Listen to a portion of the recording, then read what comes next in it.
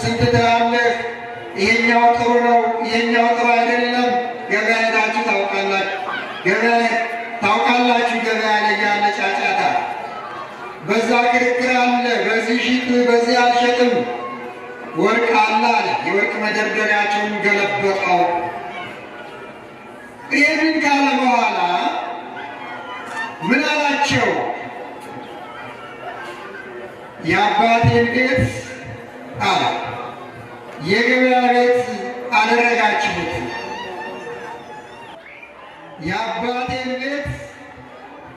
የአባቴ ቤት የጸሎት ቤት ሲባል፣ የኃጢአት ማስተስሪያ ቤት ሲባል፣ እናንተ ግን የወንበዴ የሌባ የቀጣፊ ቤት አደረጋችሁት። ቤቴ የጸሎት ቤት ይባላል ብሎ ይህንንም እዛው ነገራቸው። ደቀ መዛሙርቱ ይህንን ያስተውሉ ነበረ፣ ይህንን ይናገሩ ነበረ። ምን አሉ? አሃ በነቢያቱ በመዝሙራቱ የተጻፈ ነገር አለ።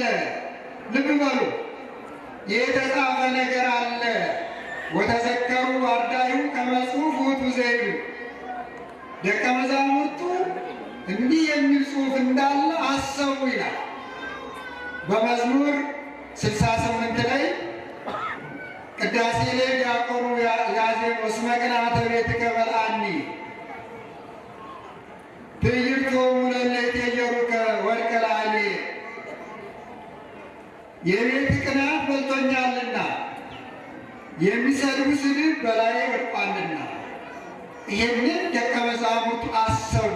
የቤት ቅንዓት፣ ለእግዚአብሔር ቤት መቅናት፣ ለእግዚአብሔር ቤት ማሰብ፣ የእግዚአብሔር ቤት ተጎሳቁሎ ብሎ ማዘን፣ የእግዚአብሔር ቤት እንደዚህ ሆነ ብሎ መተከዝ፣ መጸለይ፣ ይሄ ለአማኞች የተሰጠ ጸጋ ነው።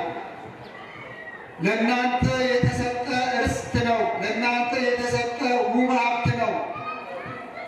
የእግዚአብሔር ቤት በሚጎሳቆልበት ሰዓት፣ የእግዚአብሔር ቤት በሚፈርስበት ሰዓት፣ የእግዚአብሔር ቤት በሚያረጅበት ሰዓት ያንን እንደዚህ ሆነ ብሎ ማሰብ የክርስቲያኖች ስጦታቸው ነው፣ ተገቢያቸው ነው።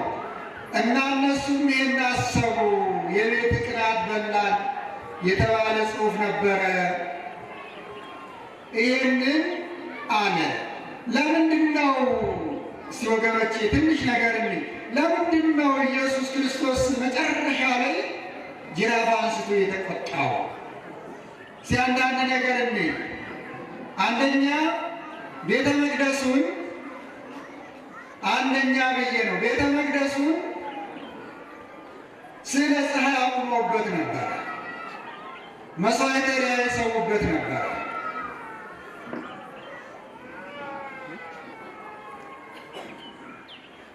እንደገና እንስሳት ይሸጡበት ነበር፣ ይነግዱበት ነበር ቤተ መቅደሱ።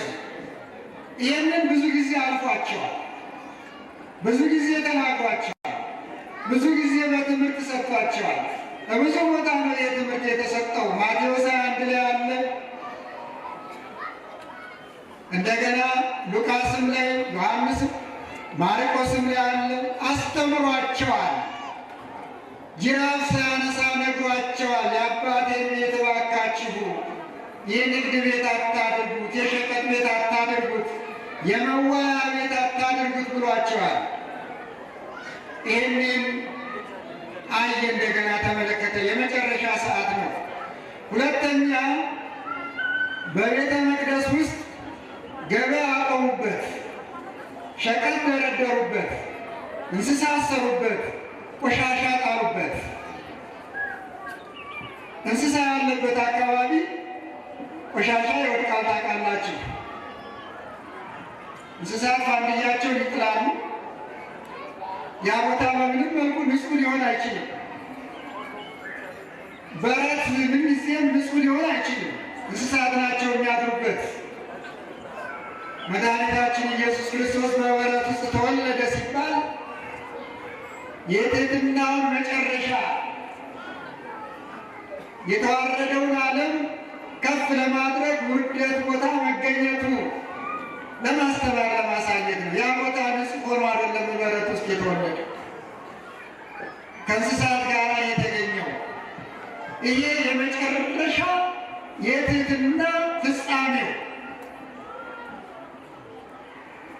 ሰዎች በዚህ ዓለም ሳሉ እንዳይታበዩ፣ እንዳይኮሩ፣ ራሳቸውን ከፍ ከፍ እንዳያደርጉ እኛም እንደዚህ ቆሻሾች ነን በውስጣችን ብለው እንዲያስቡ ንጹሐ ባሕርይ መድኃኔዓለም ኢየሱስ ክርስቶስ በበረት ውስጥ የተገኘው ለዚህ ነው። በረት ምንጊዜ ንጹሕ ሆኖ አይገኝም። በረት አደረጉት ነው። ሦስተኛው በዚህም የተነሳ እኔም ገበያቸውን ብበትንባቸው መኑ አብሐከ ትግበር ዘንተ፣ ይህንን ታደርግ ዘንድ ስልጣን ማን ሰጠህ አሉኝ። ማን ሰጠህ አሉት? ይህንን ታደርግ ዘንድ ጅራፍ ይዘህ እንስሳቱን ታስወጣ ዘንድ ወርቁን መሬት ትበትን ዘንድ መደርደሪያውን ትገለብጥ ዘንድ ስልጣን ማን ሰጠህ?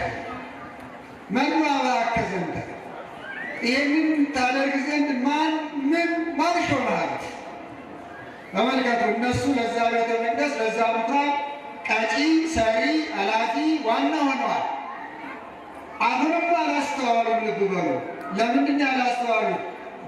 የአባቴን ቤት የንግድ ቤት አደረጋችሁ ብሏቸው ነበር።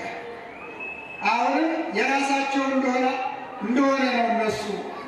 ተመልከቱ፣ አሁንም አልገባቸውም። ይህን እንኳን እያደረገ አልገባቸውም። ከዛም በኋላ ይህንን ታደርግ ዘንድ ስልጣን ማን ሰጠህ? ስለዚህ የቤቴ እስመ ቅንዓተ ቤትከ በልዐኒ፣ የቤት ቅናት በላኝ አቃጠለኝ። የአባቴ ቤት የንግድ ቤት በመሆኑ የአባቴ ቤት የሸቀጥ ቤት በመሆኑ የቤት ቅናት በላኝ የተባለውን ጽሑፍ አሰቡ። አራተኛ፣ ከዛ በፊት በቤተ መቅደስ በምኵራብ በአደባባይ በጉባኤ ዕውራንን እያበራ ለምጻምን እያነጻ ሙታንን እያስነሳ አምላክነቱን ቢያሳያቸው ተጠራጠሩ፣ አላመኑ። የሚገርመው ይህንን ሁሉ እያደረገ አላመኑ። ይህንን ሁሉ እያደረጉ ባለማመናቸው እኔም አቡየ ፈኖኒ ወአነ ተፈኖኩ፣ አባቴ ላከኝ እኔም ተልኬ መጣሁ ብላቸው በእፎ ይብለነ እምሰማይ ወረድኩ እንዘ ሌሊነ ነአምር አባሁ ወእሞ፣ እናቱን አባቱን እያወቅናቸው እንዴት ከሰማይ ወረድህ አሉኝ። ይሄ ነው ጅራፍ ያስነሳው። እንዴት ከሰማይ ወረድክ አሉኝ። እንዴት ከሰማይ መጣሁ ይለናል። ማርያምን እያወቅናት ዮሴፍን እያወቅነው ሎቱ ስብሐት ጠባቂ ዮሴፍን እንዴት ከሰማይ መጣሁ ይለናል። በናዝሬት ያደገ በቤተልሔም የተወለደ እያሉ ለ3 ዓመት ዘበቱብኝ። ስለዚህ የቤት ቅናተ ቤቱ የቤቱ ቅናት በላኝ አቃጠለኝ፣ ጥርጣሬያቸው አናደደኝ አለ። ከዛ አምስተኛ፣ መና ከደመና አውርዶ ውሃ ከጭንጫ አፍልቆ ቢያጠጣቸው መጀመሪያ በአባቶቻቸው ዘመን ምን ጣዕሙ ለዚህ መና፣ ይህ መና ጣዕሙ ምንድን ነው? ምን ይላል?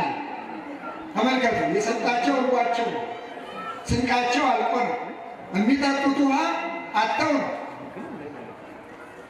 አስገርማችሁ እንደዛ ሆነው በቃዴስ በርኔ ሊወድቁ ሊዝሉ ሲል ከደመና መናን አውርዶ ከዓለት ላይ ውሃን አውልቆ ቢያጠጣቸው ይህ መና ምን ይላል አሉ።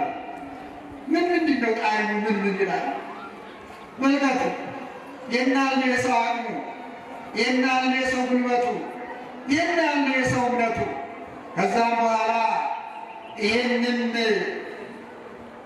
በማድረጋቸው በመጨረሻው ያን ጊዜ ይህን አሉ፣ በእውኑ እግዚአብሔር ማዕድ ሰርቶ ውሃን ከድንጋይ ላይ ያፈቅራል ብለው ተጠራጠሩ። ከዛ በኋላ እኔም ስድስተኛ እኔም እመይበላይክሙ ሥጋሁ ወወልደ እጓለ እመሕያው ወይሰተይክሙ ደሞ የወልደ እግዚአብሔርን ሥጋውን ካልበላችሁ ደሙን ካልጠጣችሁ የዘላለም ሕይወት የላችሁም። ያ የወረደው መና የዘላለም ሕይወት የኔ ሥጋ ምሳሌ ነው። ከዓለት ላይ የፈለቀው ውሃ የዘላለም ሕይወት የደሜ ምሳሌ ነው። እንደዛ አይደለም። ያኛው በልታችሁ ሞታችኋል፣ ያንኛውን በልታችሁ ጠጥታችኋል፣ ያንኛውን ጠጥታችሁት ሞታችኋል። ከዚህ በኋላ ይሄኛውን ብትበሉ ለዘላለም ሕይወት ይሆናችኋል፣ ሞት የለባችሁም ብሎ በሚያስተምራቸው ሰዓት በእፎ የክልያበነ ሥጋው ከመ ንብላ አሉ። እንበላ ዘንድ ሥጋውን እንዴት ሊሰጠን ይችላል? እንዴት እኛ የሰው ሥጋ እንበላለን? እንዴት እኛ የሰው ደም እንጠጣለን? ምን ያህል እኛም የአብርሃምን ልጆች ምን ያህል ዝቅ አድርጎ ምን ያህል ትንሽ አድርጎ ቢያየን ነው ብለው እንደገና በዚህም አጉረመረሙ። እንደውም በዮሐንስ 6 ይህንን ሲያስተምራቸው ጉባኤ ሰርቶ ሲያስተምራቸው ስለ ሥጋው መድኃኒትነት ስለ ደሙ ሕይወትነት ሲያስተምራቸው ከጉባኤው እየወጡ ሄዱ ይላል።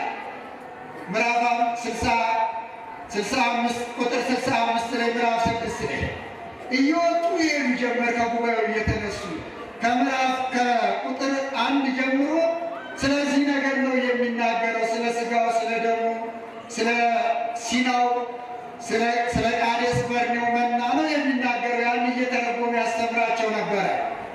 በኋላ ጥለው እየወጡ ሲሄዱ ከደቀ መዛሙርቱ አንዱ ጠጋ ብሎ ኧረ ጌታ ሆይ ይህ የምታስተምራቸው ትምህርት ከብዷቸው አልገባቸው፣ እየጣሉ እየወጡ ነው ብለው ደቀ መዛሙርቱ ጠጋ ብለው ነገሩት። ምንም አላላቸው። እናንተስ መሄድ ትፈልጋላችሁ ያላቸው። እናንተስ መሄድ ትፈልጋላችሁ?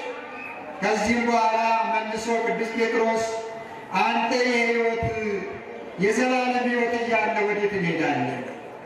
ወዴት አንተን ጥለን እንሄዳለን ብሎ መለሰለት። እስከዚህ ደረጃ ነውና ይህን አሉ። ሥጋውን እንበላ ዘንድ ደሙን እንጠጣ ዘንድ እንዴት እንዲህ ይለናል? የምናየው የምናውቀው እኛ ከመቼ ወዲህ ነው የሰው ሥጋ የበላነው የሰው ደም የጠጣነው ብለው አሁንም አላመኑም፣ እምቢ አሉ። ይህንን አሉ። ከዛ ሰባተኛ አብን አንተን መሰወ ለእግዚአብሔር የእግዚአብሔር ልጅ ከሆንክ እስቲ አድነው ብለው ተገዳደሩ። በመከራው ሰዓት በጭንቁ ሰዓት የእግዚአብሔር ልጅ አብን የእግዚአብሔር ልጅ ከሆነ ያድነው ብለው ተገዳደሩ። እንደገና እኔንም ደግሞ መሰወ ለእግዚአብሔር አንተ ረድስኩን መስቀልከ እስቲ አንተም የእግዚአብሔር ልጅ ከሆንክ ከመስቀል ውረድና ራስን አድነህ እንዲህ አሉ። የእግዚአብሔር ልጅ ከሆንክ አሉ። ስለዚህ ይሄን አይተን እንመንብህ አሉት። በዚህም ተጠራጠሩ። ይሄ በዚህ በምዕራፍ 2 ቁጥር 13 ላይ በዛሬው ቀን ኢየሱስ ክርስቶስ ጅራፍ ያነሳበት ምክንያት እነዚህ ናቸው። በመጨረሻም ወደ ዋናው እንሂድ። ዛሬ የምንነጋገረው ዘሩባቤል ስለሰራው ቤተ መቅደስ አይደለም። ሄሮድስ ስላነጸው ቤተ መቅደስ አይደለም። ያኛው ቤተ መቅደስ ምኩራቡ መስዋዕት የሚሰዋበት ኦሪቱ የሚነበብበት ሕግጋቱ የሚተረጎሙበት ነው። እንደገና ያንን ቤተ መቅደስ ከዛ ከቤተ መቅደስ ላሙን፣ በጉን፣ ርግቡን በሚያስወጣበት ሰዓት ይህንን በምን ስልጣን ታደርጋለህ አሉት። እሱ የመለሰላቸው መልስ ነበረ። ይህንን በምን ስልጣን ታደርጋለህ በሚል ሰዓት ይህን ቤተ መቅደስ አፍርሱት፣ እኔ በ3 ቀን አስነሳዋለሁ አላቸው። ይህ ቤተ መቅደስ እኮ 46 ዓመት ነው የፈጀው፣ እንዴት በ3 ቀን ትሰራዋለህ አሉት። ወደዚህ ነው አሁን የምንመለሰው። እነሱ አልገባቸው ነበረ። ስለ ቤተ መቅደሱ ሳይሆን ስለ ራሱ ሥጋ እየነገራቸው ነበረ። ተሰቅዬ ወደ መቃብር ወርጄ በ3ኛው ቀን ሞትና መቃብርን ድል አድርጌ እነሳለሁ እያለ ምስጢር ሲነግራቸው ነው እንጂ ስለ ቤተ ሥጋው ስለ ቤተ መቅደሱ አልነበረም። ስለ ቤተ ሥጋው ነበረ፣ ስለ ሥጋው ነበረ የነገራቸው ይላል። አሁን ወደዚህ ነው የምንመለሰው። ዘሩባቤል ወደ ሠራው ቤተ መቅደስ አይደለም። ቤተ መቅደስ የተባለው ምንድን ነው? ቤተ መቅደስ የተባለው ማን ነው? በአማናዊው በአዲሱ ኪዳን ከክርስቶስ ደም በኋላ ከክርስቶስ መምጣት በኋላ መስቀል ላይ ከዋለ በኋላ ሥጋው ከተቆረሰ ደሙ ከፈሰሰ በኋላ ምንድን ነው ቤተ መቅደስ የተባለው? ማን ነው ቤተ መቅደስ የሆነው?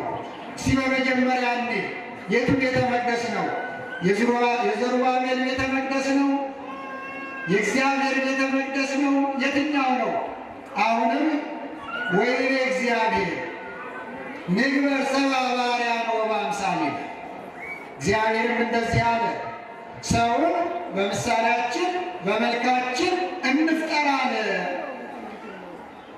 ወገብሮ እግዚአብሔር ለእጓለ እመሕያው በአምሳለ እግዚአብሔር ተባይተ ወአንስተ ገብሮሙ፣ እግዚአብሔርም ሰውን በእግዚአብሔር ምሳሌ በአርአያው ፈጠረ፣ ወንድና ሴትም አደረጋቸው፣ ባረካቸው፣ ብዙም ተባዙ አላቸው። ኦሪት ዘፍጥረት ምዕራፍ 2 ቁጥር 26 ገደማ ይሄ ቃል አለ። ስለዚህ ቤተ መቅደስ ነው አሁን የምንነጋገረው። ትንሽ መልእክት የምናስተላልፈው ይሄ ቤተ መቅደስ ነው ዛሬ የምንነጋገርበት። ይህ ቤተ መቅደስ አብ በልብነት ወይም በነባቢነት በአሳቢነት፣ ወልድ በቃልነት በነባቢነት፣ መንፈስ ቅዱስ በእስትንፋስነት የሰራው ቤተ መቅደስ፣ ሦስቱ አካላት በተዋህዶ አንድነት ተማክረው የሰሩት ቤተ መቅደስ ንግበር ሰብአ በአርአያነ ያሉት ተመልከቱ። ሰውን በምሳሌያችን በአርአያችን እንስራ ነው ያሉት። ሦስቱ አብ፣ ወልድ፣ መንፈስ ቅዱስ በትልቅ ምክር፣ በትልቅ ስራ፣ በትልቅ ጉባኤ የተሰራ ቤተ መቅደስ እንደዚህ ዝም ብሎ በቀላል ነገር የተሰራ አይደለም። አመስጋኝ፣ ቀዳሽ፣ አወዳሽ ኪሩቤል ሱራፌል ሆኖ እንዳመሰግን ያንሳችሁ፣ ስትጨነቁ ይናዛችሁ፣ ይደግፋችሁ። ቤቱን ንጹሕ አድርጋችሁ ጠብቁት። ቤቱን አታርክሱበት። እግዚአብሔር የሚያድርበትን ቤትን ይህን ካለ በኋላ የተአምሩን ከመማይደሩ ለመንፈስ ቅዱስ አንትሙ። ቤተ መቅደስ የተባለ የራሳችን ሰውነት ነው ወገኖቼ። ወደ ራሳችን ስንመለስ ነቢያትንም ሐዋርያትንም ወንጌላትንም ጠቃቀስ ናቸው። እስኪ ደግሞ ስለ እኛ ራሳችንን እንጥቀስ እስቲ። እኛ ምን እንመስላለን? ማንን እናክላለን? የትኛው በረት ውስጥ ነው ያለነው? የእኛ በረት ማንን አስገብቷል? የእኛ በረት ለማን ተመችቷል? ጅራፉ ዛሬ ያስፈልጋል ወይ? ይምጣ ወይ? ወገብረ መቅሰፍተ ቁጣዌ የመግረሻ ጅራፉን አነሳ። የሚገርማችሁ አላስተዋልም እንጂ ጅራፉ ዛሬም እየገረፈ ነው። ዛሬም ላሙንና በጉን ፍየሩን ጅራፉ እየገረፈ ነው። ጅራፉ የተሰማው አለ፣ ጅራፉ ያልተሰማው አለ። ጅራፉ ያመመው አለ፣ ጅራፉ ያላመመው አለ። ጅራፉ የታየው አለ፣ ጅራፉ ያልታየው አለ። ጅራፉ ግን ዛሬም እየተጋረፈ ነው። ለምን?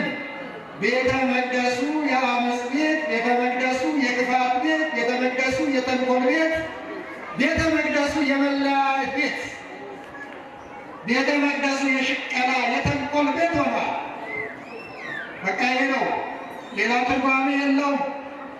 ቤተ መቅደሱ አልፏል። ጾሙ ሲገባ ቅዱስ ያሬድ ያዘዘው ትእዛዝ አለ። ጾም ይጹም ዓይን ይጹም ልሳን፣ ዓይን ይጹም አለ ክፉ ከማየት፣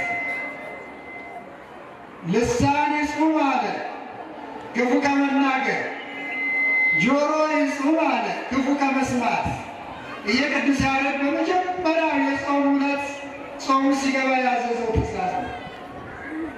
እዝኒን ሰሚ አለ፣ ጆሮ ይጹም አለ። ለምሳሌ እነዚህ ነገሮች ሁሉ ጾመዋል ወይ? እህሉ ተጾሟል፣ መባሪቱ ተጾሟል፣ ሁሉ ነገር ቤት ውስጥ ይሄ መባሪት የተባለው ተወግዷል። አሁን እነዚህ ነገሮች ተወግደዋል ወይ? ዓይን ጾሟል ወይ ነው። አንደበት ጾሟል ወይ ነው። ጆሮ ጾሟል ወይ ነው። ሐዋርያው ያዕቆብ በመልእክቱ ሲነግረን አንደበት እሳት ናት አለ። ትጋርፋለች፣ ትለበልባለች፣ ታቃጥላለች። በምላሳችን ያላደረግነው በምላሳችን ያልሆነው ነገር የለም። ፈረሶች በልጓም ይገራሉ፣ መርከቦች በመቅዘፊያ ወደሚፈለገው ይቀዘፋሉ። ለመሆኑ ምላሱን የገራ የሰው ልጅ ማን ነው? ተመልከቱ ምን ያህል ነውር እንደሆነ። ይሄ ቤተ መቅደስ ነው የሸቀጥ ቤት የሆነው፣ የርግብ ቤት የሆነው። ርግብ ኩሳቸውን ጣሉበት፣ በጎች ፋንድያቸውን ላሞች በታቸውን ጣሉበት። በቤተ መቅደስ ውስጥ ሰይጣን ነገሰበት፣ ተቆጣጠረ። ክፉ ስራውን ይዞ መጣ፣ አለያየ፣ አባላ፣ አጋረፈ፣ አጋደለ፣ አለያየ፣ ወንዝ አቋጠረ፣ ዘር አቋጠረ፣ መጥቶ እንክርዳድ ዘራ። ማቴዎስ 13 ሲነግረን ያ በአብ ልብነት በወልድ ቃልነት በመንፈስ ቅዱስ ስንፋስነት የተዘራ ስንዴ በጎን ያለው ዲያብሎስ መጥቶ እንክርዳድ ዘራበት። ሐዋርያት አዩ። ይህም ትምህርት ነው፣ ምሳሌ ነው። ለወቅቱ የተሰጠ ትምህርት ይመስላል፣ አይደለም። ያ ጥንት የመጣው የሰው ዘር እንክርዳድ ሆኖ ስላገኘው ነው። ዘይነው ሰው ሰዎች ተኝተው ሰዎች አንቀላፍተው ጠላት መጥቶ ሰይጣን መጥቶ እንክርዳዱን ዘርቶበት ሄደ። ማሳውን ሲያዩት እንክርዳድ ኢሳይያስ በምዕራፍ 5 የነገረን ምዕራፍ 5 ላይ አንኩት ለወዳጄና ለወይን ቤት ለወዳጄ ቅኔ እቀኛለሁ። ወዳጄ በማሳው ላይ ወይን ተከለ፣ ወይንም ማሳውን ቆፈረ፣ አጥር አጠረ፣ ግንብ ሰራ፣ ወይነ ሰሌን ተከለ፣ ወይኑን ጠበቀው። ወይኑ ሲጠበቅ ወይን እንዴት ባህሪው ያልሆነውን እንዴት ያፈራል? ወይን ኮሽም ኮምጣጣ ፈራ። ተመልከቱ፣ የወይን ባህሪው ወይን ሲተከል ወይን ማፍራት ነው። እሱ ግን ኮምጣጣ ኮሽም። ፍሬ ፈልጌ ሲሄድ ኮምጣጣ ፈርቷል። ኢሳይያስ 5 ይነግረናል። ወይነ ሰሌን የተባለ የሰው ልጅ ነው። እግዚአብሔር ምርጥ ወይን ተከለ። ወይኖች አይነት አላቸው። ወይነ ሴሬቅ፣ ወይነ ጋሪ፣ ወይነ ብራስቂ ይባላሉ። እነዚህ ወይን ዘሮች ናቸው። ወይነ ሴሬቅ የተባለው ምርጡ ዘር ነው። እግዚአብሔር በመጀመሪያ ጀምሮ እስከ ስድስተኛው ቀን ፈጠረ ነው ያለው። ተመልከቱ። ከዛ በኋላ ነው አብ ወልድ መንፈስ ቅዱስ የተማከሩት። ከምድር እስከ ሰማይ፣ ከእንስሳት እስከ አራዊት፣ ከባህር እስከ ባህር እንስሳት ሲፈጥር ንግበር አላለ፣ ፈጠረ ነው የሚለው። በስድስተኛው ቀን ግን የዛ ሁሉ ጉልላት የሆነው ምርጡን ሰው ፈጠረ አለ። አቤት እንዴት እናምራለን! እንዴት ደስ እንላለን! እና የእግዚአብሔር ቤተሰቦች ታላቁ ሊቅ አትናቴዎስ አዳምና ሔዋንን ሲወቅስ መጣና የሚገርመው ጸበለስን እንደበሉ በእነሱ ምክንያት የገነት እንደወጣን ያችን ጸበለስን ባንበላ በገነት አንወጣም ነበረ ሲል ቆየና መለስ አለ እንደገና። እናንተ አባቶቻችን አዳምና ሔዋን እናንተን እኮ እንወቅስ ዘንድ እኛ የሚገባን አይደለም፣ አንደበትን ይናገሩበት ዘንድ ስለተፈቀደ ነው። እናንተን እንወቅስ ዘንድ የሚገባ አይደለም። እናንተማ በተወደደው በልጃችሁ ደም ወደ ቀድሞ ርስታችሁ ተመልሳችኋል አለ። ለምንድን ነው? አሁን እንወቅስ ዘንድ አይገባም ነው። እናንተ መጣችኋል። አሁን የእግዚአብሔርን ቤት ንጹሕ አድርጉለት፣ ይግባበት። እግዚአብሔር የሚወዳቸው አባታችሁ ይደርበት፣ የሚወዳቸው አምላካችሁ ይመላለስበት። ቤቱ ንጹሕ ይሁን። ሸቀጥ ሁሉ ይወገድ፣ ሐሜት ይወገድ፣ ቅናት ይወገድ፣ ተንኮል ይወገድ፣ ጥላቻ ይወገድ። ባልና ሚስት ይፋቀሩ፣ ጎረቤታሞች ይፋቀሩ፣ እናትና ልጅ ይፋቀሩ። እግዚአብሔርን ይቅር በለን እንበለው። መዓትን በምሕረት መልሰው፣ ቁጣንም በትዕግስት መልሰው፣ የተሰቀለውን አውርደው፣ የነደደውን አብርደው። አንተ የሚሳን የለም አምላካችን ይባል።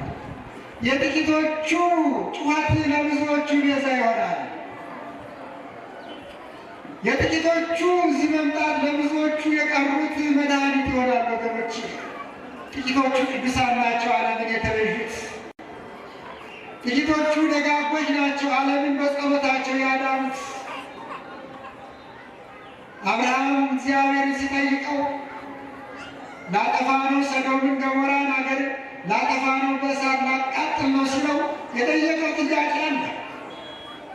ይህን ያህል ሰው ቢገኝ 100 ቢገኝ 50 ቢገኝ እየቀነሰ 25 ቢገኝ 30 ቢገኝ 25 ቢገኝ 15 ቢገኝ አላጠፋም። ሲፈለግ ጠፋ፣ ሲፈለግ ጠፋ፣ ሲፈለግ ጠፋ። ጥያቄው ጠያቂ ሁልጊዜ ጥያቄው እንዲመለስለት ይፈልጋል።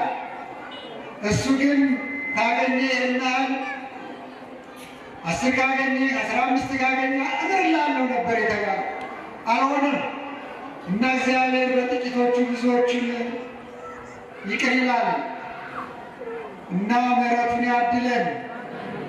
ስለ ቤተ መቅደሱ ተምረን አላዶል ገብቶን አላዶል። የዘሩባቤል ቤተ መቅደስ አይደለም ብያቸዋለሁ። ታላቁ ሄሮድስ ያነጸው ቤተ መቅደስ አይደለም ብያቸዋለሁ። ጅራፍ ተይዞ የሄደበት የእኛ ቤተ መቅደስ ነው። አሁንም መንፈስ ቅዱስ በሰማይ ላይ የሚሳፈፍ ርግብ ነው። መንፈስ ቅዱስ ርግብ ማረፊያ ካላገኘ አያርፍም። መንፈስ ቅዱስ ርግብ ነው። ማረፊያ ሲያገኝ ነው የሚያርፈው። ማረፊያ እናድርገው። የመንፈስ ቅዱስ ማረፊያ ጥሎን እንዳይል መንፈስ ቅዱስ የተለየው ሰው ሲቃዝም፣ ሲባክን፣ ሲጨነቅ፣ ሲታመም ነው የሚለው። ባይታመምም ይታመማል። መንፈስ ቅዱስ ከራቀ የሰው ልጅ መንፈስ ቅዱስ ሲሞላበት ተረጋግቶ ግን እየራበው ይጠግባል። ልብስ ሳይኖረው ይሞቀዋል። ሳይሾም ባለስልጣን ይመስላል። በሰው ፊት ሞገስ ያገኛል። ዕንባቆም እንደነገረን በማሳ ውስጥ ከብቶች፣ በማሳ ውስጥ ስንዴ ባይኖር፣ በእርሻ ውስጥ ወይን ባይኖር፣ በዱር እንስሳት ባይኖሩ እኔ በእግዚአብሔር ደስ ይለኛል። ምንም ባይኖር በቤት ውስጥ በእግዚአብሔር ደስ ይለኛል። አዎ በእግዚአብሔር ደስ ይበላችሁ። አሜን በሉ። እግዚአብሔር ይባርካችሁ፣ ጤናውን ይስጣችሁ፣ ጾማችሁን በሰላም ያስፈጽማችሁ። አሜን አሜን ብሎ ይቀበለን አምላካችን።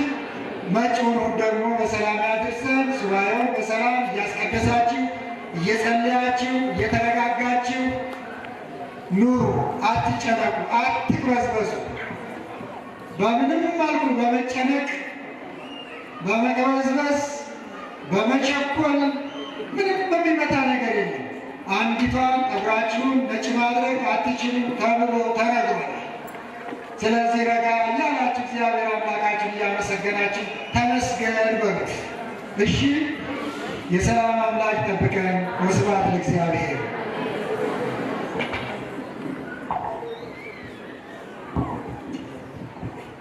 የብፁዕ አባታችን ጸሎታቸው በረከታቸው ከሁላችን ጋር ይሁን። ቅዱስ የሆነውን የእግዚአብሔርን ቅዱስ ቃል ከብሉይ ኪዳን ከሐዲስ ኪዳን ከሊቃውንት አውጣተው የሰውነታቸው ለእኛ ለመንፈስ ቅዱስ ልጆቻቸው ተገቢውን ትምህርተ ወንጌል ሰጥተውናልና ስንቅ ነው፣ የነፍስ ስንቅ ነው ያገኘነውና እውነቱ የብዙ አባታችን ጸሎት በረከት ከሁላችን ጋር ይሁን። የተከበራችሁ የእግዚአብሔር ቤተሰቦች መርሃ ግብራችንን በብፁዕ አባታችን ትምህርት ቃለ ምዕዳንና ቡራኬ እናጠናቅቃለን። ጨርሰናል። ብፁዕ አባታችን በየሳምንቱ በዚህ በጠበሉ ቦታ በቅዱስ ሚካኤል ጠበል ቦታ ላይ ማህበረ ካህናት የየካ ደብረ ሳሌም ቅዱስ ሚካኤል ማህበረ ካህናትና ልዩ ልዩ ሰራተኞች ማህበረ ምዕመናኑ በሙሉ በአንድነት እርስዎ በሰጡ መመሪያ መሰረት 1000 ካሬ ሜትር ላይ ያረፈ ባለ 15 ወለል ሆስፒታል እያሰራ እንገኛለን። አሁን የመሬት ቁፈራውን ስራ ልንሰራ የአፈር ናዳ መከላከል ወይም የሾሪንግ ስራውን ወደ 97 ኮለኖች ተቆፍሮ ተቀብሮ በኮለን እንደገናም ደግሞ በቢል ተሳስሮ ወደ 24 ሚሊዮን ያህል የፈጀ ይህንን ቤተሰሊሆም ጠቅላላ ሆስፒታል ስራውን ጀምረናል። አንደኛውን ምዕራፍ፣ ሁለተኛውን ምዕራፍ ደግሞ ለመስራት እንድንችል እስከ ጥር 12 ድረስ የቃና ዘገሊላ በዓል ድረስ ይህንን ስራ ሰርተን ወደ ሁለተኛው ለመሸጋገር ደግሞ ወደ 21 ሚሊዮን ብር እንደሚያስፈልገን ከባለሙያዎቹ ስለተነገረን ይህንን እያሰባሰብን ነው። ከጥር ሚካኤል ወደዚህ ወዲህ ማለት ነው ለየካ ደብረ ሳሌም ቅዱስ ሚካኤል ቤተሰሊሆም ጠቅላላ ሆስፒታል በየሳምንቱ ከግማሽ ሚሊዮን ብር በላይ ምዕመናን እዚህ የሚያዋቸው የመንፈስ ቅዱስ ልጆች በባንክ ቁጥሩ 160 የኢትዮጵያ ንግድ ባንክ 00000364087 በባንክ በሞባይል ባንኪንግ እየላኩ ከግማሽ ሚሊዮን ብር በላይ ለዚሁ ብቻ ለዚህ ሆስፒታል ማሰሪያ በተከፈተ ሂሳብ ቁጥር የመንፈስ ቅዱስ ልጆች እያገዙ እየረዱን ነው ያሉ። ባለፈው ሳምንት የተገኘው 550,439 ነበረ። በዚህ ሳምንት 426,502 ብር ምዕመናን ከእናንተ በስጦታ አግኝተናል። እግዚአብሔር ይስጥልን ለማለት ነው። በይቀጥላል እናታችን ሰላመ ድንግል እዚህ በመካከላችን ላይ ያሉ ይኸው የምታዩአቸው እናት ባለፈው ሳምንት ከቅዱስ ሚካኤል ጋር የተነጋገርኩት አለ እሱ ይፈጽምልኝ፣ ልጆቼን ይባርክልኝ፣ 100,000 ብር ገቢ አደርጋለሁ ብለው ቃል ገብተውልን ነበረ። እነሆ 100,000 ብር ገቢ አድርገው የባንክ ስሊፑን ዛሬ ሰጥተውናል። ለእናታችን ለሰላመ ድንግልና ለቤተሰቦቻቸው አምላከ ቅዱስ ሚካኤል እድሜ ይስጥልን፣ ጤና ይስጥልን፣ በረከት ይስጥልን። ስለሆነም የተከበራችሁ የተወደዳችሁ ምእመናን በእንግድነት የመጣችሁ ብትኖሩ ዛሬ ቅድም መጋቤ ሐዲስ ብርሃኑ ማዕረግ እንደገለጹልን እንዳስተማሩ ማለትም የዚህ የሚዲያውን ክፍል ሚዲያ በጣም ጥቅሙ ከፍ ያለ ትምህርተ ወንጌሉ የቤተ ክርስቲያን መልእክት የልማት ስራችንን ሁሉ የተሳለጠ ለማድረግ ምን ያስፈልጋል? ሚዲያ ያስፈልጋል። የየካ ደብረ ሳህል ቅዱስ ሚካኤል ግን እንደ ትልቅነቱ ይህን ያህል ሕዝብ እያለው የራሱ የሚዲያ ክፍል የለው። አሁን ግን በትሩፋት በእውነቱ እዚህ ወንድማችን ጋዜጠኛ ጥላሁን ካሳ አለ፣ እንደገና ወንድማችን ተካልኝ አለ፣ ወንድማችን ሙሴ የምታዩዋቸው። ይሄ ካሜራ አሁን ዛሬ በትውስት ወይም ደግሞ በኪራይ አምጥተን ነው እየቀረጹልን ቀጥተኛ ስርጭት እያተካሄደ ያለ ቀጥታ ስርጭት እያካሄደ ያለ። በይቀጥላል ግን ካሜራ ያስፈልገናል፣ መቅረጫ ካሜራ ያስፈልገናል። ምናልባት የቻላችሁ ይመናል ታግዙናላችሁ፣ ትረዱናላችሁ። በጊዜው ጊዜ በየቀኑ በየጊዜው ቅዳሴውን፣ ኪዳኑን፣ ትምህርተ ወንጌሉን ሁሉ በዓለም ላሉ ሁሉ ክርስቲያኖች የየካ ደብረ ሳህል ቅዱስ ሚካኤል ጉባኤውን እንዲከታተሉ ይህንን እናደርጋለን። ይህንን ለማሳሰብ ያለው እናታችን ሰላመ ድንግል ይኸው በባንክ ቁጥር 160764087 ገቢ ያደረጉበትን የባንክ ስሊፕ ይዘውልን መጥተዋል። በድጋሚ እናታችንን ሰላመ ድንግልን እናመሰግናለን። እግዚአብሔር ይስጥልን። ሁላችሁም በቀጣዩ ሳምንት ደግሞ የቀጣዩን ሳምንት ገቢ እናሰማችኋለን። በእውነቱ ሚዲያው የራሳችሁ ሚዲያ ነውና ተከታተሉ። ባለሙያው በእውነቱ መጋቤ ሐዲስ በእውነት ብርሃኑ ማዕረግ መልእክቱን በሚገባ ያስተላልፋሉ። ቆም እንዳል አንድ ዝማሬ ሰምተን መልእክቱን በትክክል ሰምተን ወለተ ሥላሴ የሚባሉ አሁን ካህኑ አባታችን ደግሞ 60,000 ብር ደግሞ ገቢ አድርገው ይዘው መጥተዋል። እናመሰግናለን። እግዚአብሔር ይስጥልን በሏቸው። ወለተ ሥላሴ ይጠብቅልን። ወለተ ገብርኤልም 14,000 ብር ገቢ አድርገዋል። እናመሰግናለን። እግዚአብሔር ይስጥልን። ስጦታቸውን እግዚአብሔር ይቀበልልን። የመጨረሻውን መልእክት መጋቤ ሐዲስ ብርሃኑ ማዕረግ መልእክት አስተላልፈው አንድ ዝማሬ ሰጥተን ተባርከን ከብፁዕ አባታችን በረከት ተቀብለን ወደ ቤታችን እንሄዳለን ማለት ነው። የእግዚአብሔር ሰላም ከሁላችን ጋር ይሁን። አሜን።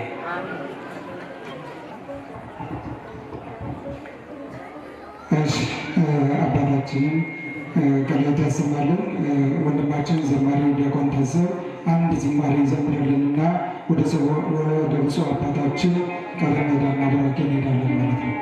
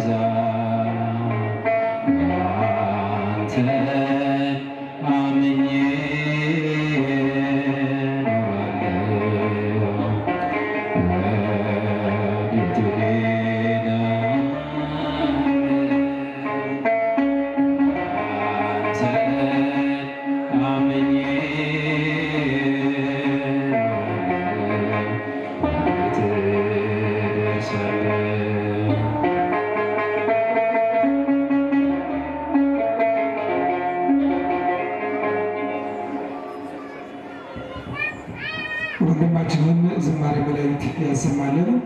ከዚህ በመቀጠል በቀጥታ ወደ ብፁዕ አባታችን ቃለ ቡራኬ ነው የሚሄደው። ለጸሎት እንነሳ። የሰማነውን በልቡናችን ያሳድርብን። ቸርነቱን ምሕረቱን ያድለን።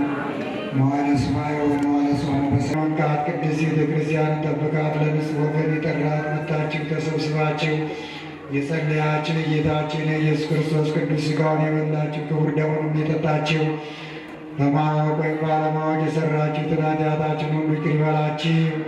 ሥጋ ሥጋ መለኮት ስለሚሆን ደሙም ደመ ሥርዓት ስለሚባል አሸናፊ እግዚአብሔር ኢየሱስ ክርስቶስ የማርያም ልጅ ባለፈው ይቅር ይበላችሁ፣ በሚመጣው ይጠብቃችሁ። እኔንም እናንተንም ለመንግሥተ ሰማያት የበቃን የተዘጋጀን ዘንድ ያደርገን ዘንድ እግዚኦ መሐረነ ክርስቶስ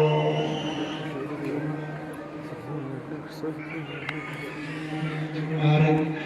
እግዚኦ መሐረነ በእንተዝትነ ማርያም በዝትነ ማርያም በዝትነ ማርያም በዝትነ ማርያም በዝትነ ማርያም በእንተዝትነ ማርያም በእንተዝትነ ማርያም በዝትነ ማርያም መሐረነ ክርስቶስ።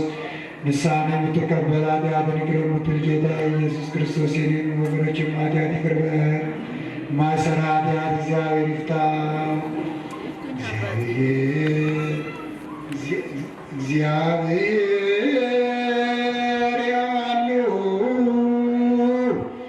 ምስለ ኩልክሙ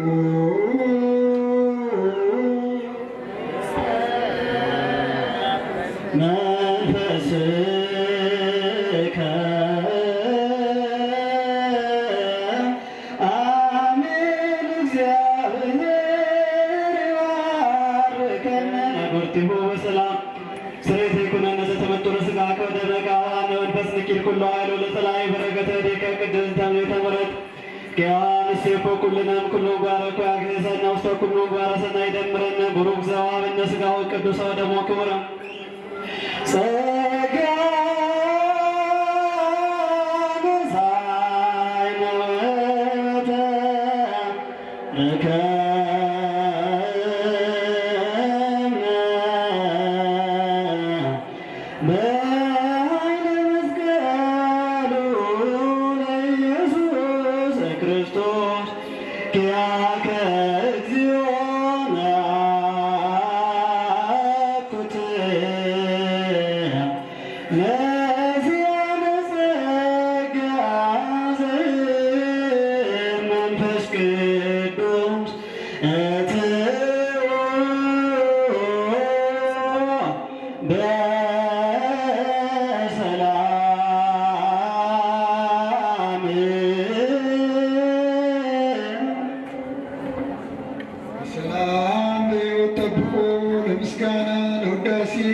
ቅዳሴ ሰበሰባችሁ።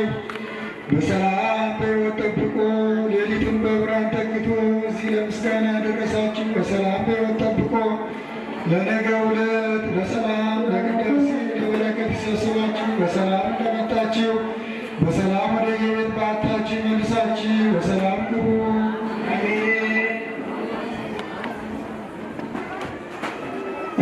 እሺ እንግዲህ ወደ ቤታቸው እየሄዳችሁ ማስታወቂያዎች እናገራለሁ።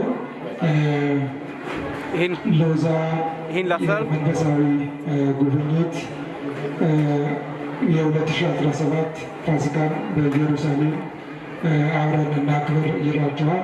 ሚያዝያ 8 እስከ 20 የሚደረግ ነው።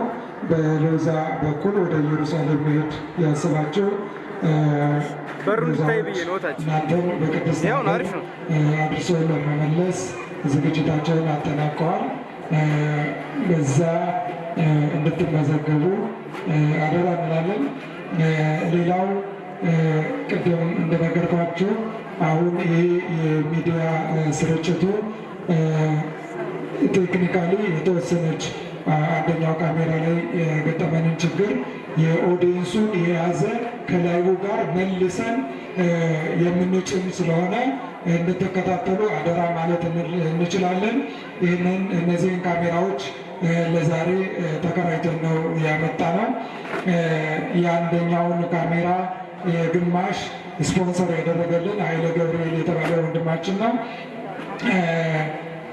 ሌሎችም እንግዲህ ይህ ሚዲያ ራሱን ችሎ እንዲቆም የበኩላችሁን አስተዋጽኦ እንድታደርጉ ማቴሪያል በማሟላት በኩል እንግዲህ ሚዲያው እናንተን በሚገባ ተደራሽ አድርጎ ለማስተማር ዝግጅት አድርጓል። ባለፈውም የዘወረደና የቅድስትን በቤተ ክርስቲያናችን የመጽሐፍ መምህር በሊቀ ሊቃውንት ዮሐንስ አፈወርቅ አማካኝነት ለሕዝቡ ትምህርቱ እንዲደርስ ዩቲዩብ ላይ የተጫነ ስለሆነ እዛ ላይ ገብታችሁ መከታተል ትችላላችሁ። ቀጣይ ትምህርቶችን እናስተላልፋለን።